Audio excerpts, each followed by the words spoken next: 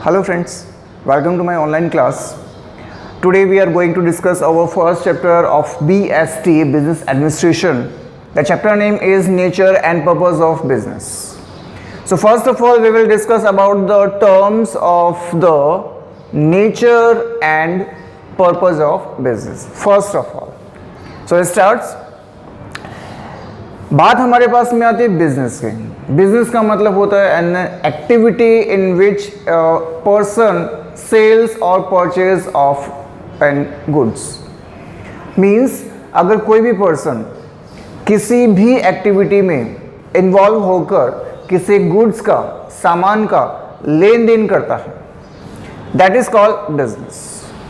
And this is an economic activity और monetary activity. Monetary का मतलब पैसा. मतलब बिजनेस एक ऐसी एक्टिविटी है in which we will transact in money, जिसके अंदर हम पैसे से लेन देन करते हैं. And there is two type of the business. First is economic activity and the second is non economic activities. Okay, economic activities regarded to the monetary and non-economic activities is related to the voluntary, sympathy, love, affections. Clear? Just like here are two activities, economic activities and non-economic. All human beings means you, I, you, they, all the human beings have many type of the needs. Her person की अलग अलग type की need होती है. मुझे गाड़ी चाहिए, मुझे प्लॉट चाहिए, मुझे स्कूल चाहिए, कुछ भी हर एक पर्सन की अलग अलग नीड्स होती है. एंड इन्हीं नीड्स को कंप्लीट करने के लिए, फुलफिल करने के लिए we all do some activities, some kind of activity. जैसे just like if I want to purchase a car, new car, then I will hard work in any of field in which I am doing work. जिस भी field में मैं काम कर रहा हूँ मैं और ज़्यादा हार्ड वर्क करूँगा एंड आई थिंक कि मुझे यहाँ से और ज़्यादा इनकम मिले और ज़्यादा मैं गेन करूँ और उसके बाद में उस सेविंग से, ठीक है, मैं क्या करूँ, मेरी नीड्स को फुलफिल करूँ. तो मैंने क्या किया, मेरी नीड्स को फुलफिल करने के लिए मैंने क्या किया, हार्डवर्क किया, काम किया, एक्स्ट्रा किया ताकि मुझे पैसा मिल सके. So all human beings have different type of the needs. सबकी अलग अलग नीड्स होती हैं. So in order to fill those needs they have to perform some और द अदर एक्टिविटीज. सब के सब कुछ ना कुछ काम करते हैं. मैं अलग काम करता हूं, आप अलग काम करेंगे, कोई और अलग काम करेगा. Human activities are classified into two activities, economic activities and non economic activities. First, economic activity क्या होती है एंड नॉन इकोनॉमिक एक्टिविटीज क्या होती है, इसके बारे में हम डिस्कस कर रहे हैं. सबसे पहले आता है पर्पस, कि इसका पर्पस क्या है. Purpose and notice. Economic activities related to the money. Remember it once again. Those activities whose objective is to earn money and create wealth. मतलब ऐसी एक्टिविटीज जिसका ऑब्जेक्टिव, जिसका उद्देश्य एकमात्र प्रॉफिट कमाना हो, पैसा कमाना हो, that is called economic activities. Purpose यही होता है. और नॉन इकोनॉमिक एक्टिविटीज का पर्पस क्या होगा, those activities who aims is not to earn money. मतलब जिसका जो ऑब्जेक्टिव है वो पैसा कमाना नहीं हो, but to satisfy social, psychological and emotional needs. For example love, sympathy and patriotism, just like in the earlier topic. जैसा कि मैंने आपको पहले बताया था कि इसमें नॉन इकोनॉमिक एक्टिविटीज में सिर्फ लव एंड अफेक्शन का काम होता है, सिंपैथी का काम होता है, पेट्रियटिज्म का काम होता है. इसमें पैसे का कोई भी लेन देन नहीं होता. ये था इसका पर्पस. सेकंड इसका आता है एग्जाम्पल. जैसे अगर इकोनॉमिक एक्टिविटीज की बात करते हैं, पैसे के रिगार्डिंग अगर बात करते हैं, तो then means people works in factories, cooking food in restaurant, a teacher teaching in a school. लोग फैक्ट्रीज में काम करते हैं क्यों, पैसा कमाने के लिए. वेटर्स रेस्टोरेंट में क्या करते हैं, अपनी सर्विस देते हैं, फूड भी बनाते हैं, क्यों, पैसा कमाने के लिए. टीचर स्कूल में टीचिंग करता है क्यों, पैसा कमाने के लिए। मतलब ये है हमारी इकोनॉमिक एक्टिविटी जिससे हम पैसा कमाते हैं। नॉन इकोनॉमिक एक्टिविटीज का मतलब हो गया house wife cooking food for her family.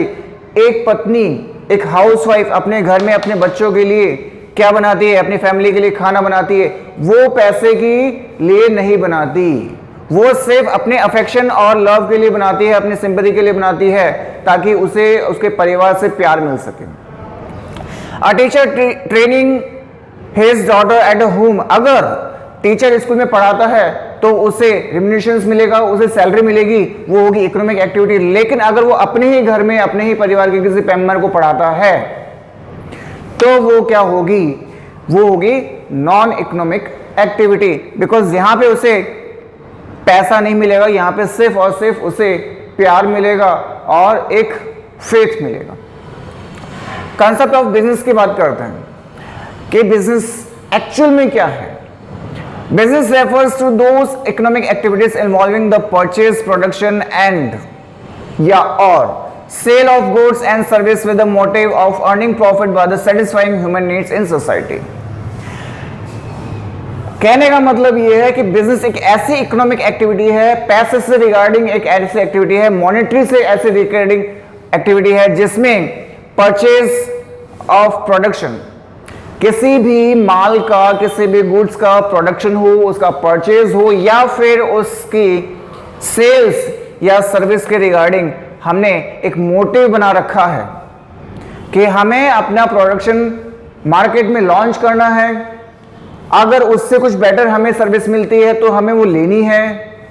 ठीक है, मींस परचेज और सेल्स का ये सारा का सारा क्या है, एक गेम है जिसमें पैसे का लेन देन होता है और वही हमें क्या कंसेप्ट क्लियर करवाती है, बिजनेस का कंसेप्ट क्लियर करवाती है। कैरेक्टरिस्टिक्स ऑफ बिजनेस, बिजनेस के क्या क्या गुण होते हैं कि हम कैसे आइडेंटिफाई करें कि ये बिजनेस है या नहीं। पहली चीज, एन इकोनॉमिक एक्टिविटी, कोई भी एक्टिविटी जिसमें इकोनॉमिक एक्टिविटीज इंक्लूड हो, मॉनेटरी इंक्लूड हो, पैसा इंक्लूड हो, that is called economic activity. और बिजनेस, जैसा कि मैंने अभी आपको बताया था, बिजनेस एक ऐसी ही एक्टिविटी है जिसमें पैसे का लेन देन होता है।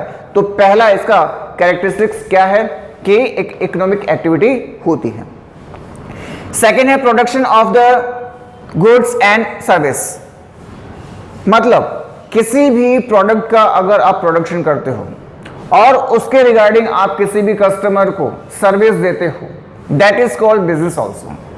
मीन्स कि अगर आप किसी भी इलेक्ट्रॉनिक चीज का प्रोडक्शन करते हो और उसके बाद में उसके सर्विस भी आप प्रोवाइड करवाते हो किसी भी कस्टमर को, तो आपको ये किस में मिलता है, ये उसके प्रोडक्शन ऑफ गुड्स या सर्विस में देखा जाता है। वो होती है इसका एक गुण, किसका, बिजनेस का, जिसमें क्या क्या आता है। देखिए बैंकिंग आती है, इंश्योरेंस आता है, ट्रांसपोर्टेशन आता है। जिसमें बैंकिंग का मतलब जिसमें आप पैसा जमा कराते हो और आपको रिटर्न में क्या मिलता है, इंटरेस्ट मिलता है। इंश्योरेंस में आपको क्या मिलता है, आपको रिम्यूनरेशंस मिलता है, मतलब आपका प्रॉफिट मिलता है, आपको एक्स्ट्रा पे किया जाता है। ट्रांसपोर्टेशन में भी सेम चीज होती है। तो ये क्या है, बिजनेस का एक कैरेक्टरिस्टिक। थर्ड है सेल और exchange of the goods and service, मतलब इसमें किसी भी गुड्स का सेल या परचेज को देखा जाता है कि आप कौन सी चीज को सेल कर रहे हो, कौन सी चीज को परचेज कर रहे हो, कितना कर रहे हो, उसमें मॉनेटरी इनकम, इसमें आप कितनी फ्लो कर रहे हो, कितना पैसा दे रहे हो, कितना पैसा ले रहे हो, और उससे आपको प्रॉफिट हो रहा है या लॉस हो रहा है, दैट इज कॉल्ड सेल और exchange of goods and service. Next is the dealing in goods and service at a regular basis. ऐसा नहीं कि आपने आज कोई सामान परचेज कर लिया और भूल गए, कल कोई सामान सेल आउट कर दिया और भूल गए, उसके बाद में साल भर बाद में आपको याद आ रही है, तो ये बिजनेस नहीं होगा। बिजनेस का मतलब है कि आपको रेगुलर बेसिस पे कुछ ना कुछ आपको सर्विस देनी है, कुछ परचेज करना है, कुछ सेल करना है, कुछ प्रॉफिट कमाना है या लॉस खाना है, कुछ भी, बट रेगुलर बेसिस पे। जैसे छोटे छोटे सेल्समैन या छोटे छोटे जो शॉपकीपर्स होते हैं, वो डेली बेसिस पे सामान बेचते हैं, सर्विस देते हैं, पैसा लेते हैं, कुछ प्रॉफिट भी होता है तो कुछ लॉस भी होता है, बिकॉज रेगुलर बेसिस पे वो क्या कर रहे हैं, अपना बिजनेस मेंटेन कर रहे हैं। फिफ्थ कैरेक्टरिस्टिक्स है profit earning. Main point business का कि कोई भी पर्सन बिजनेस तभी ज्वाइन करना चाहता है जब उसे उसमें प्रॉफिट दिखता है। अगर किसी भी बिजनेस में लॉस अगर आपको होगा, कंटिन्यूस लॉस होगा, तो 100% है आप उस बिजनेस को क्लोज कर दोगे। तो प्रॉफिट अर्निंग में क्या होता है, the main purpose of the business is to earn profit. Main purpose एक बिजनेस का प्रॉफिट अर्न करना होता है। A business can not survive without making profit. अगर आपका बिजनेस लॉस में चल रहा है, कंटिन्यूस लॉस में चल रहा है, तो एक टाइम ऐसा आएगा कि आप उस बिजनेस को क्लोज कर दोगे, वो आप सर्वाइव नहीं कर पाओगे। अनसर्टेनिटी ऑफ द रिटर्न्स, अनिश्चितता। जरूरी नहीं है कि आपको हर बार प्रॉफिट हो। एक साल प्रॉफिट हो गया, दूसरे साल आपको लॉस भी हो सकता है, और अगर दूसरे साल भी अगर आपको प्रॉफिट होता है तो तीसरे साल आपको लॉस भी हो सकता है। जरूरी नहीं आपको हर साल प्रॉफिट हो या हर साल लॉस हो, ठीक है। अनसर्टेनिटी बनी रहती है, कभी लॉस तो कभी profit. Just like shares, market में जो शेयर्स आप यूज करते हैं, आप जो उसे परचेज करते हैं, एक टाइम ऐसा होता है मार्केट में कि उसकी प्राइस बहुत ज्यादा इंक्रीज हो जाती है और आप खुश हो जाते हैं बिकॉज यू गेन प्रॉफिट। लेकिन कभी कभी मार्केट में इतनी बुरी सिचुएशन होती है कि आपके जो शेयर की प्राइस है वो कोड़ियों के दाम बिकती है, मतलब आपको बहुत बड़ा लॉस होता है। तो वो होती है अनसर्टेनिटी ऑफ रिटर्न। नेक्स्ट है एलिमेंट ऑफ रिस्क। रिस्क बना रहता है, और ये एक चैप्टर भी है 10th क्लास में, रिस्क के नाम से एक पोइम है जिसमें साफ साफ कहा गया है कि अगर कोई भी पर्सन अपनी लाइफ में खुश रहना चाहता है तो उसे रिस्क लेना ही पड़ेगा। और सबसे बड़ा रिस्क अपने लाइफ में ये है कि हम रिस्क नहीं उठाते। तो यहां पे भी वही दे रखा है, element of the risk means all business activities carry some elements of risk because future is uncertain and business has no control over several factors like strike, fire, theft and changes in consumers taste etc. कभी भी किसी भी consumer का taste change हो सकता है। आज उसे अच्छी क्वालिटी का अगर आप साबुन दे रहे हो, सोप दे रहे हो, और दूसरी कंपनी अगर आपको उससे भी बेटर क्वालिटी का और उससे चीप रेट में सोप प्रोवाइड करवाती है, तो आपका टेस्ट चेंज होना बिल्कुल बखूबी बनता है। तो ये होता है रिस्क कि आप अगर किसी सर्विस को प्रोवाइड करवा रहे हो कंज्यूमर को, तो जरूरी नहीं कि वो कस्टमर आपका रेगुलर कस्टमर रहेगा। अगर कोई दूसरी कंपनी उसे आपसे बेटर और आपसे अच्छा और आपसे चीप रेट में प्रोडक्ट देती है, तो 100% उसका टेस्ट चेंज होगा। और ऐसे रिस्क भी रहती है कि आपके बिजनेस में स्ट्राइक भी हो सकती है। आपने एम्प्लॉयज को वेजेस नहीं दी, सैलरी नहीं दी, या किसी भी चीज के कारण आपने उनकी सैलरी को डिडक्ट कर दिया, एम्प्लॉयज क्या कर देंगे, स्ट्राइक कर देंगे और आपका प्रोडक्शन घट जाएगा। थेफ्ट, चोरी हो गया, आपका गोडाउन से आपका माल जो है वो चोरी हो गया, तो यहां पे आपका रिस्क बनता है। नेक्स्ट आता है comparison of business, profession and employment. तीन टाइप के हमारे पास में टर्म्स आ रहे हैं, first business, second profession and third employment.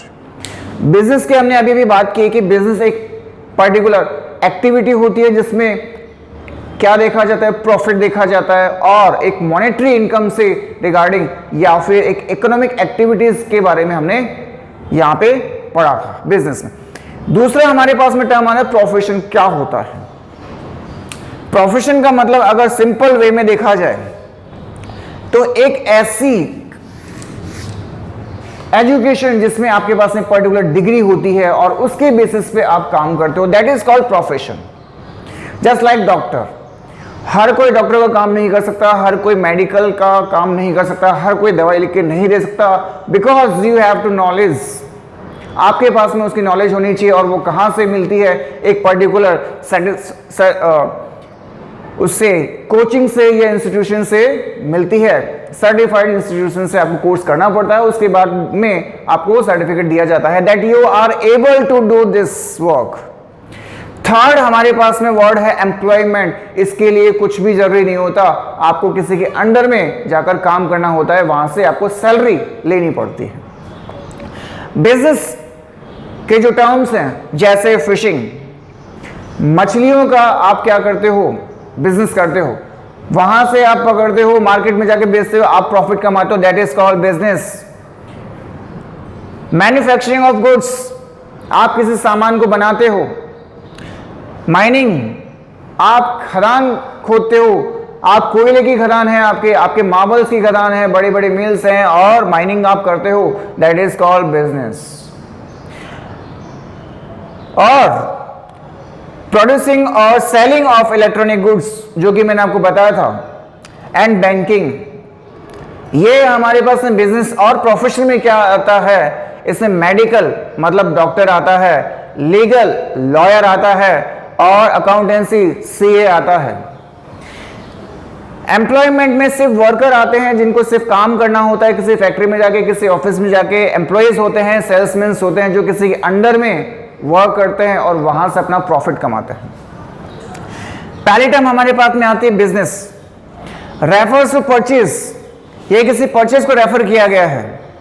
Production, किसी गुड्स का बनाने के लिए आपको बताया गया है। सेल्स ऑफ गुड्स, उसको बेचने के लिए, और उससे regarding service with the objective to earning profit, उसी रिगार्डिंग के लिए आपको सर्विस भी प्रोवाइड करवाई जाएगी और उससे क्या लेंगे, प्रॉफिट हम कमाएंगे, वो होता है बिजनेस।